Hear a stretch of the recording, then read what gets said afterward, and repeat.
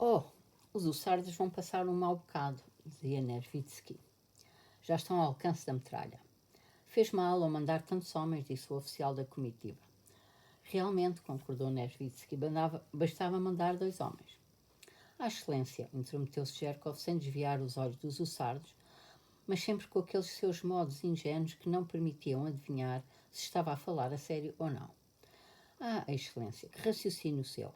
Mandava 2 homens e depois quem lhe dava a São Vladimir com fita. É que assim, embora morra gente, o esquadrão pode candidatar-se à condecoração e ele pode receber pessoalmente a fitinha. O nosso Bogdanich sabe bem como se fazem as coisas. Aí está, disse o oficial da comitiva. É a metralha. Apontou para os canhões franceses já a ser tirados do jogo dianteiro e postos apressadamente em posição. No lado francês, os grupos onde estavam os canhões levantou-se quase simultaneamente um fuminho, outro fuminho, um terceiro, e no momento em que se ouviu o som do primeiro tiro, levantou-se um quarto. Ouviram-se 2 estrondos, depois o terceiro. Oh! Soltou Nervitsky, como se o acometesse uma dor aguda, agarrando na mão do oficial da comitiva. Olhe, um caiu. Parecem 2, não. Se eu fosse czar, não admitia guerras, disse Nervitsky, virando a cara para trás. Os canhões franceses estavam de novo a ser rapidamente carregados. A infantaria dos capotes azuis avançava em passo de corrida na direção da ponte. De novo se ergueram as fumaças, em intervalos diferentes, estalou e crepitou a metralha pela ponte. Agora, porém, Nervitsky já não podia ver o que lá se passava. Subia na ponte um fumo espesso. Os hussardos tinham conseguido incendiá-la e as baterias francesas disparavam contra eles, já não para os impedir de atear o fogo, mas porque as peças estavam carregadas e tinham alvos para abater. Os franceses tinham tido tempo de fazer 3 tiros de metralha antes de os hussardos voltarem para junto dos moços de estrebilharia. 2 tiros tinham falhado, a metralha passara por cima, mas o terceiro acertou em cheio no meio do grupo dos hussardos e derrubou 3 deles. Rostov, preocupado com as suas relações com Bogdanich, parou na ponte sem saber o que fazer. Não havia a quem acutilar, sempre imaginar assim as batalhas, e não podia ajudar a incendiar a ponte porque não levava consigo, como os outros soldados, molhos de palha torcidos. Estava parado a olhar à volta quando de repente qualquer coisa crepitou na ponte como o som de avalanches espalhadas, e um dos hussardos, o que estava mais perto dele, caiu a gemer sobre as guardas da ponte. Rostov correu para ele juntamente com alguns outros. Voltaram a gritar, Maca! 4 homens pegaram no hussardo e levantaram. Larguem-no, por amor de Cristo, gritou o ferido. Larguem-me, por amor de Cristo, gritou o ferido, mas foi levantado e posto na maca. Nikolai Rostov desviou os olhos dele e, como que à procura de alguma coisa, pôs-se a olhar para o horizonte, para a água do Danúbio, para o céu, para o sol. Que bonito lhe pareceu o céu, que azul, calmo e profundo. Que claro e solene era o pôr do sol, que carinho reluzente era a água do Danúbio longínquo. E os montes azulados, para lá do Danúbio, o mosteiro, os desfiladeiros misteriosos, os pinhais envoltos em nevoeiro até ao cimo. Lá era o silêncio, a felicidade. Não desejaria nada, não quereria mais nada se estivesse lá, pensava Rostov. Em mim próprio, neste sol, há tanta felicidade, mas aqui o gemido, o sofrimento, o medo e esta imprecisão, esta pressa. Voltam a gritar alguma coisa e correm todos de novo para trás e eu corro com eles. Eis a morte por cima de mim, ao meu redor. Mais um instante e nunca mais verei este sol, esta água, este desfiladeiro. Neste instante, o sol começou a desaparecer entre as nuvens. Em frente de Rostov surgiu uma outra maca. Então o medo da morte e da maca e o amor pelo sol e pela vida fundiram-se numa sensação única, doentiamente inquieta. Deus Nosso Senhor, salve-me. Aquele que está lá do alto, perdoa-me e proteja-me, sussurrou para si mesmo Rostov. Os hussardos chegaram ao pé dos moços de estrebaria, as vozes tornaram-se mais altas e calmas, as macas foram levadas, já não se viam. Então, amigo, chegaste a pólvora, soou por cima do seu ouvido a voz gritada de Vaska Denisov. Está tudo acabado, mas sou cobarde, sim, sou cobarde, pensou Rostov. E com um suspiro grave tomou das mãos do moço o seu Gratchik, que cambou a pata para o lado e dispôs-se a montá-lo. O que foi aquilo? A metralha? Perguntou a Denisov. E que metralha! Gritou Denisov em resposta. Lindo trabalho nós fizemos, sim senhor. Um trabalho de trampa. O corpo a corpo é uma coisa linda, as cutiladas, mas isto aqui só o diabo é que sabe o que é. Atiram-nos para cima como se fôssemos alvos. E Denisov afastou-se para o grupo que estava perto de Rostov. O comandante do regimento, Nesvitsky, Gerkov e o oficial da comitiva. Parece que ninguém reparou nisso, pensava Rostov. De facto, ninguém tinha reparado em nada, porque cada um conhecia o sentimento que experimenta pela primeira vez um Junker novato. Pronto, já tenho um belo relatório garantido, disse Cherkov, a ver se também a mim promovem a segundo-tenente. Relatem ao príncipe que eu incendiei a ponte, disse o coronel solene e alegremente. E se perguntarem pelas baixas? Insignificantes, disse o coronel na sua voz de baixo. 2 hussardos feridos, um morto subitâneo, disse ele com visível alegria, incapaz de conter o sorriso feliz e destacando com sonoridade a bela palavra subitâneo. 9. Perseguido pelas tropas francesas de 100.000 efetivos sob o comando pessoal de Bonaparte, recebido com inimizade pela população local, sem confiar já nos seus aliados, sofrendo de penúria de provisões e obrigado a operar privado de todas as previstas condições para a guerra, o exército russo, de 35.000 homens sob o comando de Kutuzov, recuava apressadamente para jusante do Danúbio, parando onde era obrigado a parar pelo inimigo e rechaçando com as forças de retaguarda, apenas quando havia necessidade disso, a fim de assegurar a retirada sem perder o armamento pesado. Travou batalhas em Lambach, Amstetten e Melk. No entanto, apesar da coragem e da firmeza com que os russos combatiam, reconhecidas pelo próprio inimigo, a consequência das batalhas foi uma retirada ainda mais rápida. As tropas austríacas, que se safaram do aprovisionamento em Ulm e se juntaram a Kutuzov em Braunau, tinham-se já separado do exército russo, ficando assim ao dispor de Kutuzov apenas as suas próprias forças, debilitadas e extenuadas. Já era impensável defender Viena. Em vez de uma guerra ofensiva, pensada em profundidade, de acordo com a nova lei bélica, a estratégia, e segundo os planos que a esse respeito foram entregues a Kutuzov pelo Hofkriegsrat em Viena, o único e quase inatingível objetivo que se colocava agora a Kutuzov, sem levar à perdição o seu exército, como acontecera à Mack em Ulm, era o de juntar as tropas que vinham ao seu encontro da Rússia.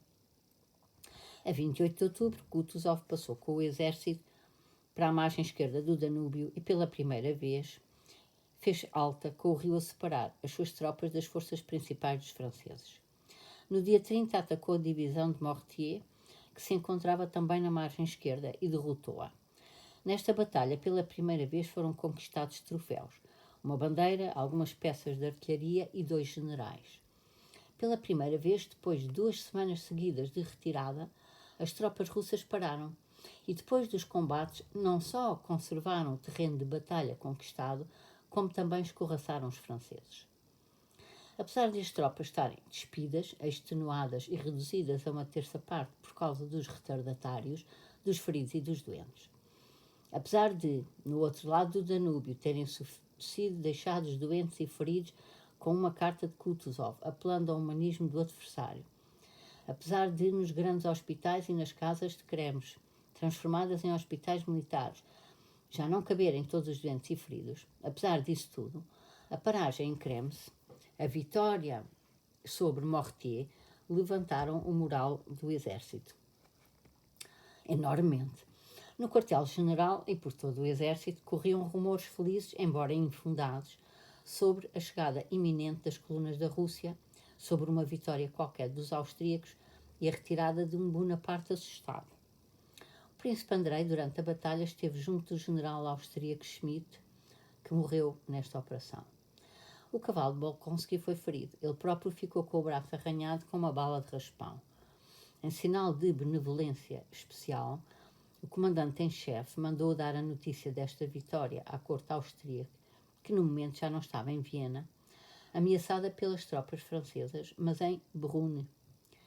Na noite da batalha, em comoção, mas nada cansado, apesar da sua compleição aparentemente pouco robusta o príncipe Andrei era capaz de suportar o cansaço físico melhor do que muitos fortalhaços, foi a cavalo para Krems, onde estava Kutuzov, para entregar o relatório de Doktorov, e daí foi enviado de imediato para Brno.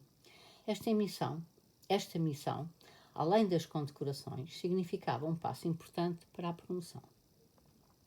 A noite estava escura, estrelada. O caminho, por entre a neve que caíra na véspera da batalha, parecia negro.